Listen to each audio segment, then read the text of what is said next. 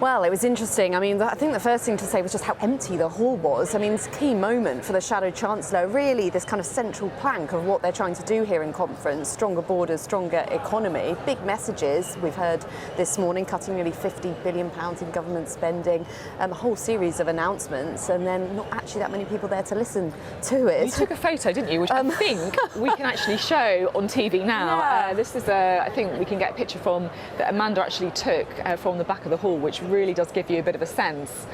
There you go.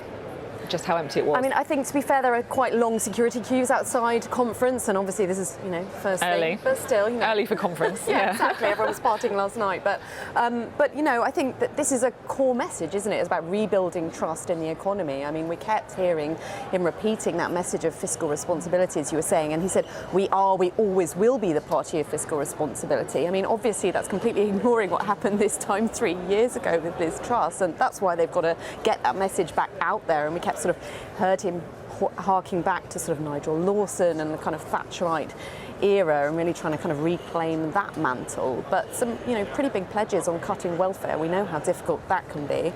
But interesting sort of pivot to younger voters as well, with this kind of promise about the first job bonus and a kind of a fund to try and buy your first home. He talked a lot about, kind of the importance of that, which is an interesting pivot.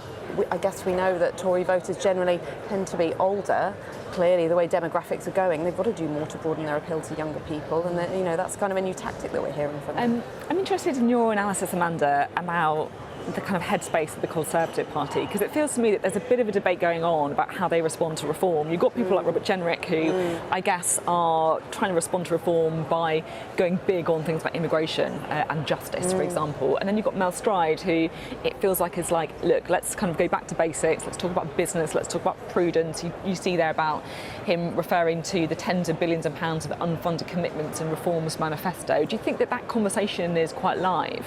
I think very much so. I mean, clearly they're running scared of reform, aren't they? I mean, you look at the polling and reform are streets ahead of them. And I think there is a sort of bit of jostling of how to position themselves to that. I mean, they've almost completely, in terms of borders and immigration and ditching the ECHR and that sort of pivot with the kind of Trump-style immigration removals force and the kind of pledge to deport 150,000 people. That really is a big move towards the right. And there are One Nation Conservatives who are the remaining ones. Many of them lost their seats last time around, frankly, but many of them really concerned about that. I spoke to Robert Buckland about it yesterday, really worried, but clearly they believe that's where the public have moved. But then, as you say, there is this more sort of traditional Tory values pitch coming from Mel Stride, which is about, sound money, low taxes, which of course that's the pledge, but it will be painful to make these cuts, won't it? I mean, you could argue that a lot of the rise of reform and the distrust in politics does go back to the years of austerity. That's certainly something that Labour would argue.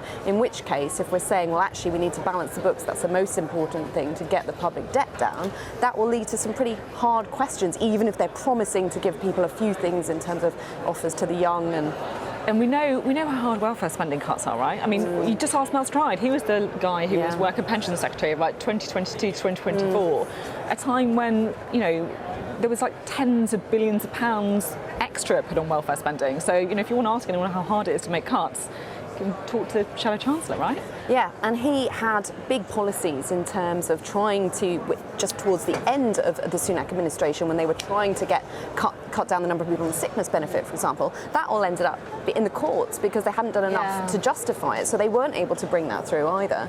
So it's not simple, is it? How, for all they're saying, well, we need people to have the dignity of work, we need to, get rid of this spending on low-level mental health conditions. Fundamentally, at the moment, we're seeing 5,000 people a day signed off work sick. It's a big issue for the country, and I think everyone's trying to grapple with it across government as well, but the answers aren't easy, and simply saying, well, we're going to find £23 billion of saving on welfare. Yes, they're saying some of that will come from only giving benefits to British citizens.